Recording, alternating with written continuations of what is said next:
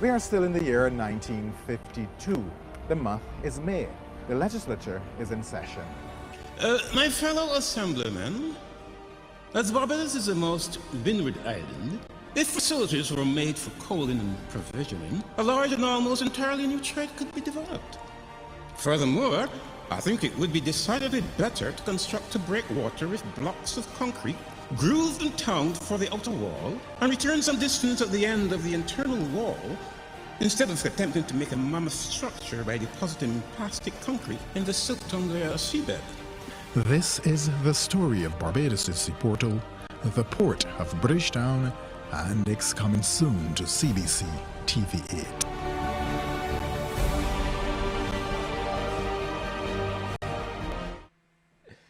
Good evening, I'm Sean Green with the CBC Sports. It was an all-out fight to the end as both the men's and women's games of the Barbados Volleyball Association's All-Star competition were decided in 5 sets last night at the Woolly Gym. In the women's game, Hammer Time beat the Assassins, while in the men's game, that was won by Wolfpack. They got over the Kings. CBC's Anne-Marie Burke reports on both games. The women's all-star game, Hammer Time in the Black up against the Assassins. This game had already gone down to 4 sets, so this was the decisive 5th set. This long rally proved just why both teams had to fight it out, but Anissa Wood finds the break as Hammer Time claims the point. Backing her up, Julia Lewis serves an ace as her team looked to nail the win. On the other end, though, the Assassins were not about to play dead, and with ammunition was Captain Shari Matthews. That signature spike literally floored the opposition. Matthews again, this time it comes off the player, keeping the game in close range. But then came Anthesia Mason in full control, coming from the outside down through center back court. So set and game point. Hammer Time with the serve, Matthews offers a free ball, the perfect set, and it's Julia Lewis to seal the deal.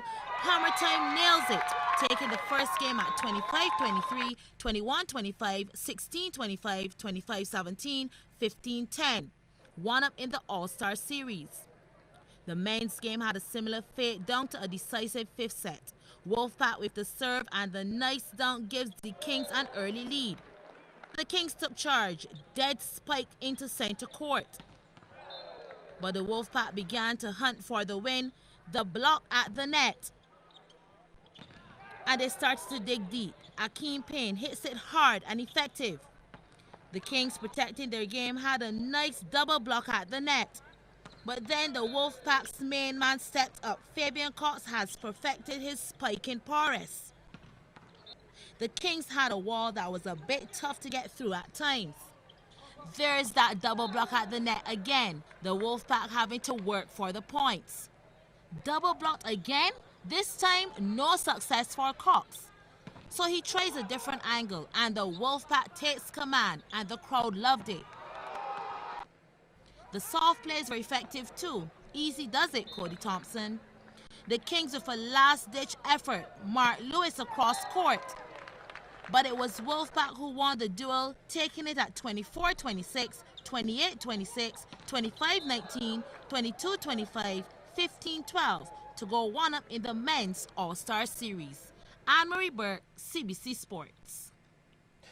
The Barbados cricket team is ready. This was the general feeling coming out of the camp today as the squadron officials of the Barbados Cricket Association met for lunch before the presentation of gear in the presidential suite at Kensington Oval. Last words of encouragement were said as the players were in good spirits ahead of their departure to the WICB Nagico Super 50 tournament in Trinidad and Tobago. BCA President Joel Garner told CBC Sports that he is confident the team would retain its title. I think that we've got a balanced team. When you look at the composition, it is some sort of age and maturity balanced with some youthful players, and I think that we expect them to do really well, you know, in the Super 50 tournament. I think if they play together and they stick together as a team and a unit and follow the team plan, I think that we should come up tops again. The team leaves tomorrow night. 6 American-based horses are among those nominated for the 34th edition of the prestigious Sandy Lane Barbados Gold Cup. The overseas challengers are expected to face off with notable local nominees, including Just a Fashion, who has 9 wins from 12 starts, including the Diamonds International Crown of Light Boxing Day Stakes and Trophy. The top-rated Shared Adventure is also in there, as well as the 2013 Gold Cup winner Aristodemus, who returns following an injury which ruled him out of the race since his last start in the 2014 edition of the race. Last year's third finisher, Dashin David, will make the trip from Florida and joins his 3 local stablemates in their attempt to give owner Sir David Seal a 7th Gold Cup victory. Now, last year's winner, Major Marvel, will not be defending his crown. Barbados and Dominica played to a 1-1 draw in their second Women's International Friendly. This was played at the Dover playing field yesterday.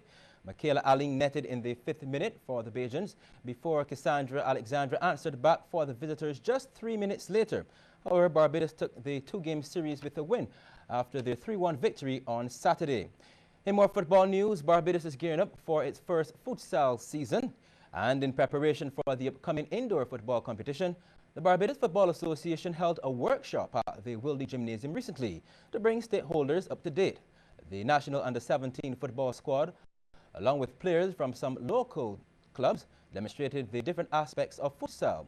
Over 60 participants turned out for the workshop conducted by Technical Director Marcos Filopa. Martin Paris, a member of the futsal committee, told CBC Sports a bit more about the initiative.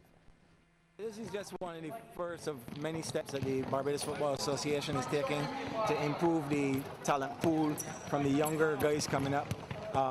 The importance of beach soccer and futsal in helping some of the core skill factors of the players. So we're going to be working on futsal and beach soccer in the coming year. Glad that so many people turned out, to get a glimpse of what futsal is like, which also complements the regular 11-a-side field football. It's all part of the growth and development of the young players. 3 of the island's young footballers will be, within the next few months, they will benefit from a training attachment with the Costa Rican-based football club Deportivo Saprissa. Renico Williams, Damian Lord and Raymond Hope are set to leave the island on January 20th, accompanied by facilitator of the attachment, Christopher Graham. Now, Graham wants this to be the start of a number of opportunities for young footballers to get exposed to international football conditions. My first love or hope or joy is that they get signed and they don't come back. But, I mean, the football is very competitive. Barbados, honestly, doesn't have a strong league. It doesn't have a strong position in the world. But I think that the guys have the ability. So I'm hoping that they go, they put 100% in, and they have the opportunity to go on.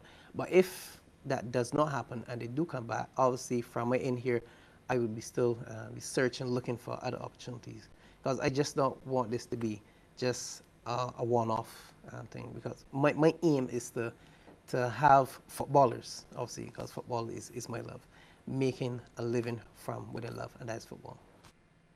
Both Lord and Williams intend to make the most of this upcoming opportunity. Surely when I go, I want to settle into the culture. I want to embrace every aspect of Costa Rica, whether it be football, the food, the people, whatever. And on top of that, I really want to come out with a contract. That's the whole aim. So what I decide, what I have set up in my mind already is I want to go down there positive, stay positive. Yes, there are going to be obstacles and stuff, but I believe that with my mindset that I can overcome any obstacle and just get that contract. Barbados is a very small place, but we have some of the best players in the world, but is opportunity-wise why some of us are still here.